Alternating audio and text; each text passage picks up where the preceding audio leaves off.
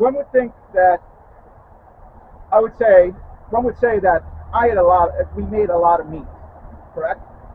So, uh, and that's correct. But there's a reason for my madness, and that is because I put the meat in the refrigerator, let it solidify a little bit, and shrink wrap, and it's going to be good for a long time. See? Perfect. So I'm not so crazy after all. The next thing I'm going to do is the juice right here. That is a ton of juice and a ton of fat. What we're going to do is we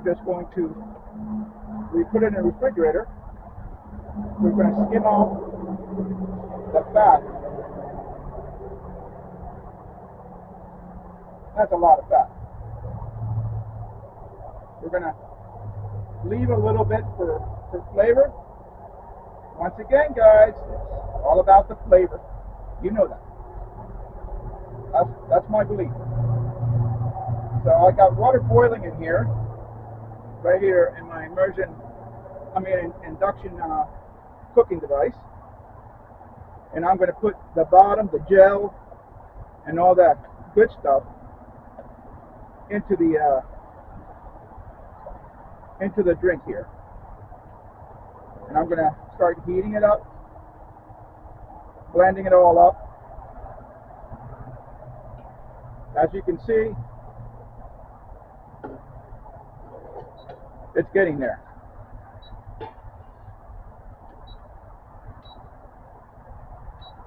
Okay, let's start going crazy a little bit. So, the next thing to do is I'm going to take some of the scrapings from the bottom of the tin, and I'm going to also incorporate this into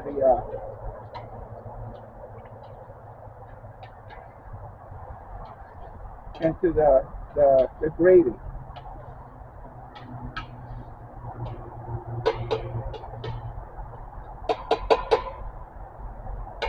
Now, the little guy that's floating up here that we're going to get rid of. All right, there we go. All right, so the next thing we're going to do is I got a little bit of flour with water, and I'm going to go ahead and pour it in.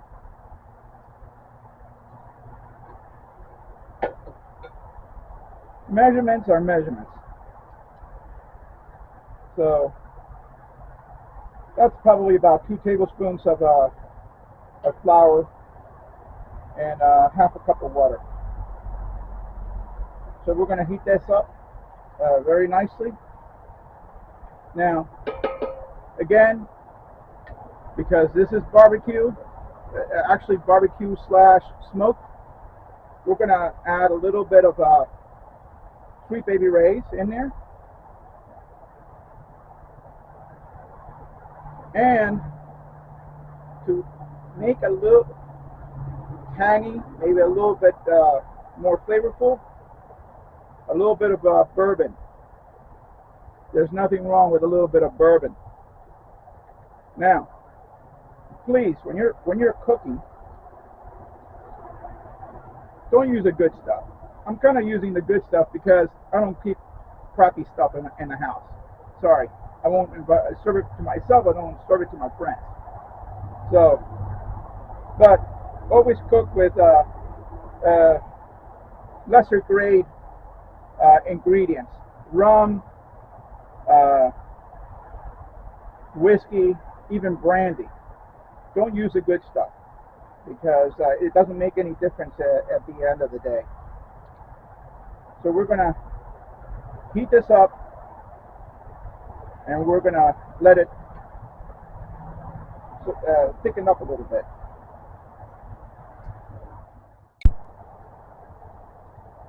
Okay, so I didn't calculate correctly, so what I had to do is I have to actually add a little bit more flour to the mix. you never actually add flour to the gravy. So what you do is you put it in a container of water, mix it up really well, and what I see is I didn't really thoroughly mix the flour with the water, so I got little chunks floating. So basically, for this amount of water or liquid, I have to use 4 tablespoons, about 4 tablespoons of flour. And as you can see, it's bubbling nicely. So we're doing very well.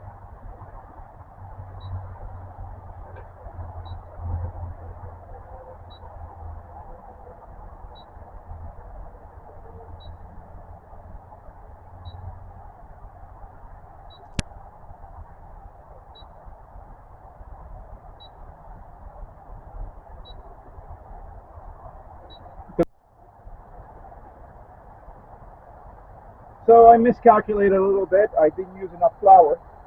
So what I had to do is actually add a little bit more flour. So I spooned in 2 tablespoons into a quarter cup of water, and I put it in, and it's looking very nicely now. It's bubbling nicely, it's thick, and certainly full of flavor. So I'm gonna, and by the way, this is a gravy because I made it with flour. What do you have when you make something with cornstarch? A slurry. So it's definitely something different. So let's get to the next phase, the caramelization. So what I'm going to do is I have a little bit of oil in this pan, and I'm going to put on my a slice of my refrigerated meatloaf.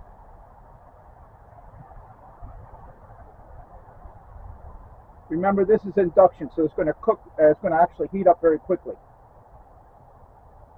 The important thing about meats is that if you get a nice little sear on it, what you're going to have is you're going to have the Maillard reaction, which is the caramelization of the proteins. So, and in so doing, you're actually going to have a nice sweet taste to it and a little bit of a crunch. So that's something that I'm looking forward to it, and it's really going to elevate my dish.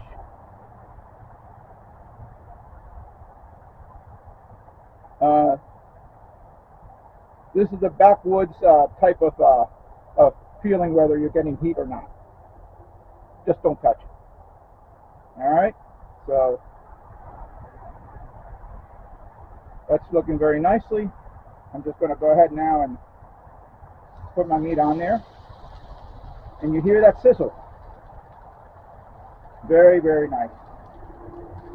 So, and again, what do you want?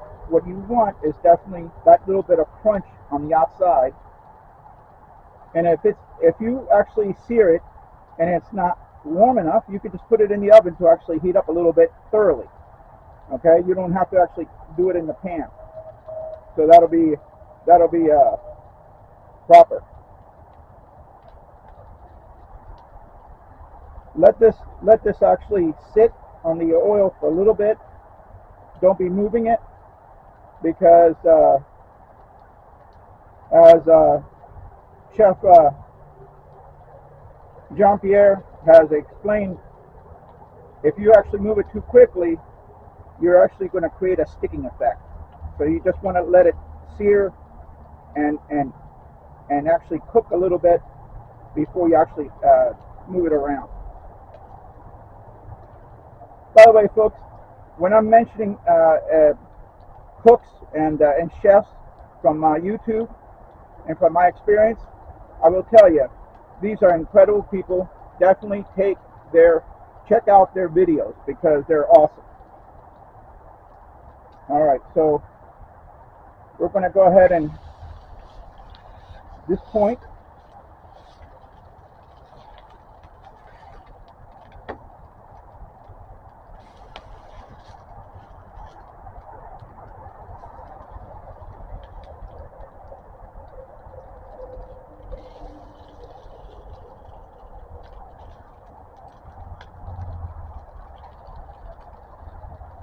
Turn it over, flip it over.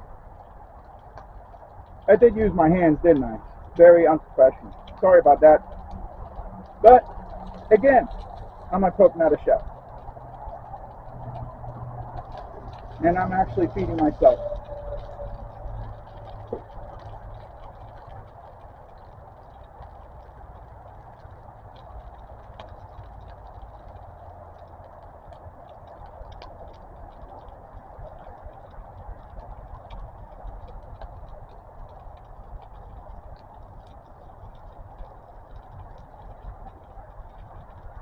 So at this point,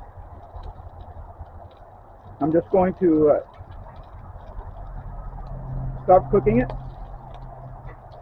and the cooking process is going to stop immediately. I'm going to add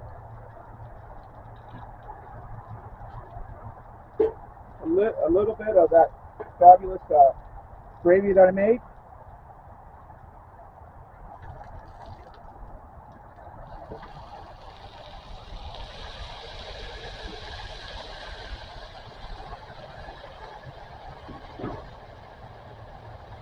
And it's ready to eat.